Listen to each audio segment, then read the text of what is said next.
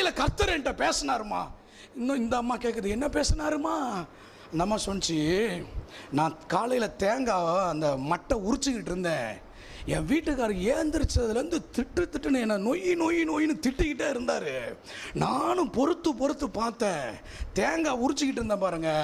ஆவியானவர் வந்து சொன்னார், யோ இதுக்கு மேலே நீ பேசினா அடுத்து தேங்காவை வெட்டாது, உன் கழுத்தை தான் வெட்டுவேன், கர்த்தர் சொல்கிறாரு என்கிட்ட.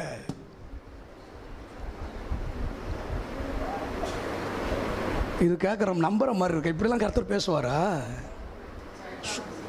சொல்லுங்க. இதில் நமக்கு ஒரு அவேர்னஸ் தேவை இன்னைக்கு. ஆமென் சொல்லுங்க. என்ன மாதிரியே வெள்ளை சட்டை போட்டுட்டு, என்ன மாதிரியே இப்படி பைபிளை எடுத்துட்டு உங்க வீட்டுக்கு சில ஆளு கர்த்தரை அனுப்புனாருன்னு சொல்லி, கர்த்தர் ராத்திரி எனக்கு கனவுல வந்தாருன்னு சொல்லிட்டுலாம் வருவாங்க, இருப்பாங்க. ரொம்ப கவனமா